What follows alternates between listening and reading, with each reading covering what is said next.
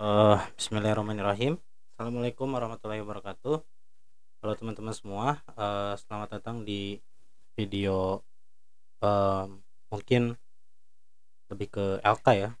Video LK untuk sistem instrumentasi dan metode pengukuran. Jadi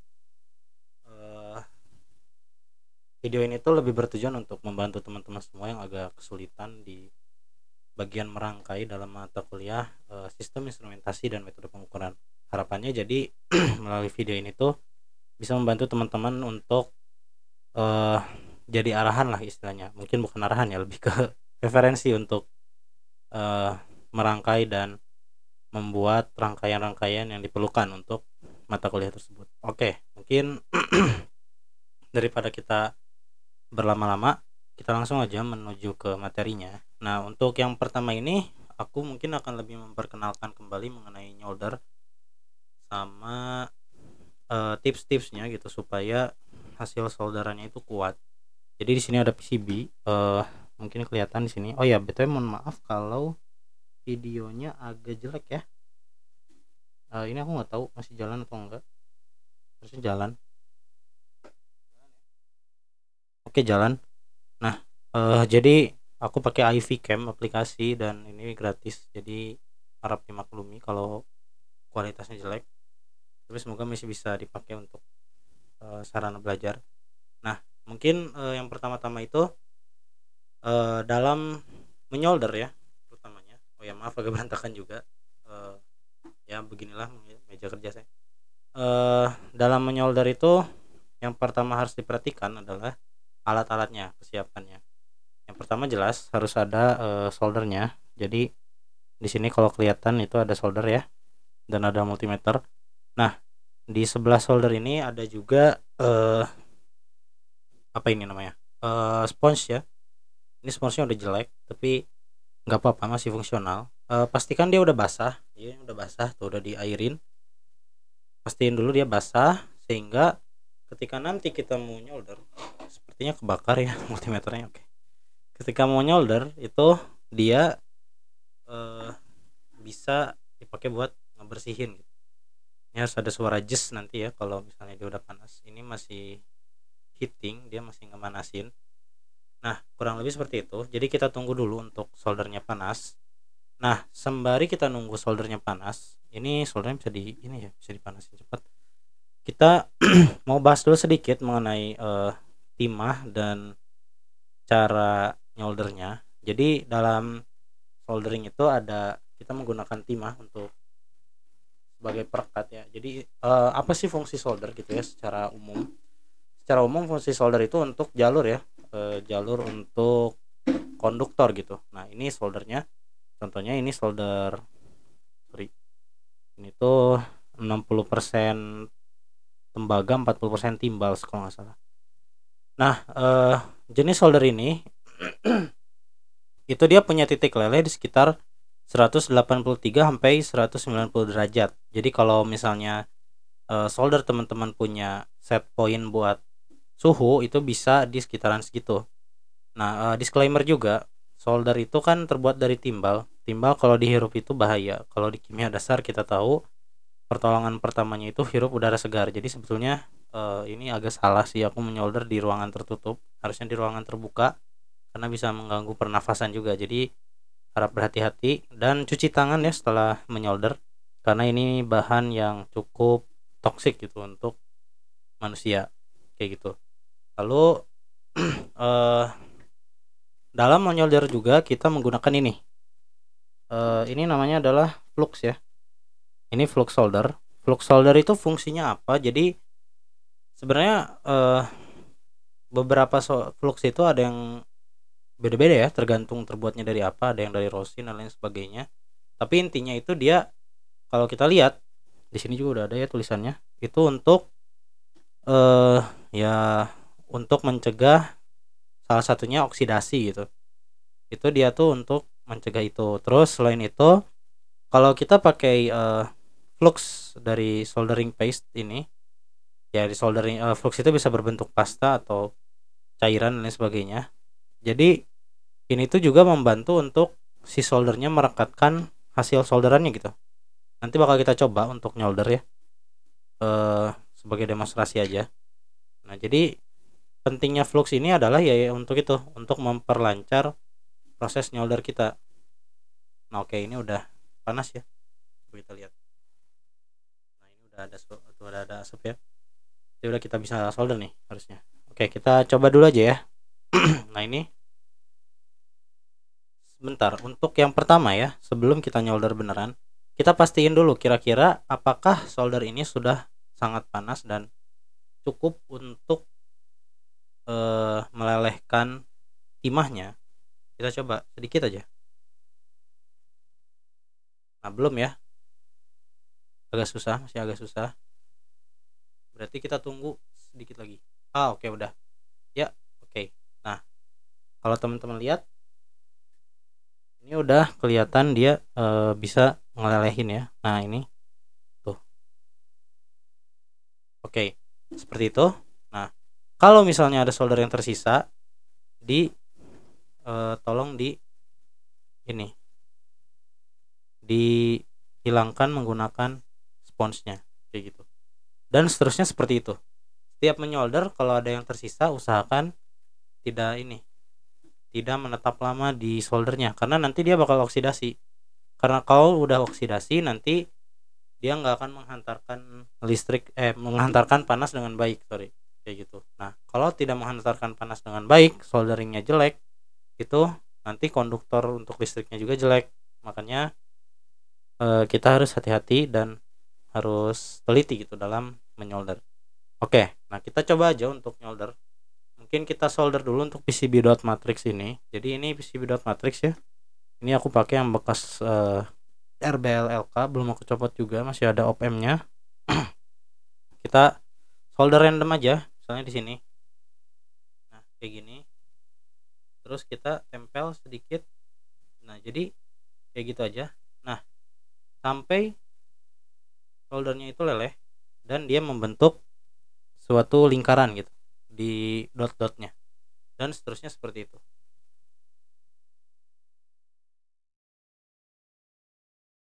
Pastiin batang soldernya itu nggak kelamaan, karena kalau kelamaan nanti dia malah kepanasan dan akhirnya malah overheat gitu ya. Nah, kayak gitu. Kalau komponen yang kita solder bakal overheat, kalau soldernya doang mungkin nggak masalah ya. Nah, kurang lebih seperti itu. Kalau kita lihat nanti hasilnya, dia bakalan jadi seperti ini. Seperti itu. Oke, ini yang bulat-bulat 3 ini ya. Nah, ini nyolder untuk di dot matrix ya. Jadi dia nggak nyambung.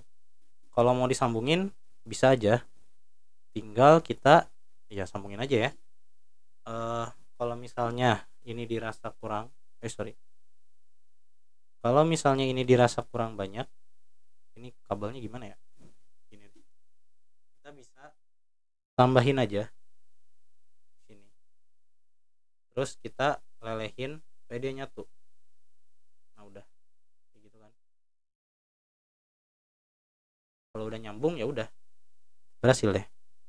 Terus kita bandingin sama yang kalau dia tuh nggak terpasang kayak tadi ya, misalnya dikasih jarak gitu. Nah, oke. Itu untuk nyolder sederhana banget, tinggal kayak gitu aja. Setiap mau nyolder kasih flux, enggak juga nggak apa-apa kalau misalnya soldernya timahnya yang tipe mudah leleh, tapi sangat disarankan menggunakan flux supaya hasilnya tuh kuat gitu, perekatannya kuat. Nah, selanjutnya kalau misalnya teman-teman udah nyolder nih, misalnya nyoldernya udah panjang banget dan hasilnya itu ternyata rangkaiannya gak nyala.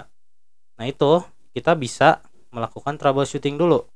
Kira-kira di mana nih yang dia tuh belum nyala, atau misalnya apakah ada yang putus kabelnya atau ada yang gak nyambung konduktornya gitu ya. Nah, ini kita lihat ini udah nyambung ya, kelihatannya gitu. Tapi kita cek kira-kira dia nyambung beneran atau enggak gitu. Nah, cara ngeceknya gimana? Pakai multimeter. Di sini ini ada multimeter. Multimeter ini kalau kita lihat sebetulnya ada bagian yang dia tuh menjelaskan mengenai ini, kayak gambar alat musik gitu ya. Sebenarnya ini tuh namanya buzzer gitu ya, mode buzzer.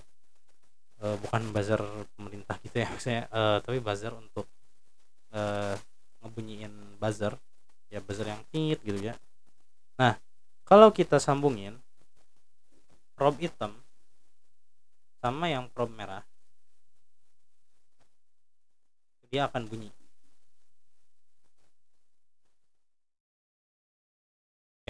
Kenapa nggak bunyi ya? Sorry, kita lihat. Ups, soldernya jatuh. Hati-hati. Enggak. Oke, bunyi ya. Nah, mungkin nggak kedengeran karena aku pakai mikrofon, tapi bisa dilihat ada warna merah. Itu ngebuzzer. Jadi warnanya tit gitu ya. Itu menandakan bahwa dia tuh nyambung. Ini antara positif dan negatif, dia nyambung, artinya dia nge-short gitu. Nah, dalam beberapa kondisi memang kita memerlukan rangkaian itu nge-short. Maksudnya nge-short itu apa? Nyambung. Misalnya ini dengan ini. Nah, kita ingin mastiin dia nyambung atau enggak. Nah, caranya ya udah pakai kayak tadi aja. Teman-teman kasih di ujung sebelahnya yang merah-merah, dan di ujung satunya lagi yang warna hitam. Kalau misalnya dia nyala, berarti dia nyambung. Udah, berarti dia aman gitu. Kalau misalnya pengen itu nyambung, misalnya, tapi di sini tuh ternyata ini adalah VCC bagian atas, bawah tuh adalah ground.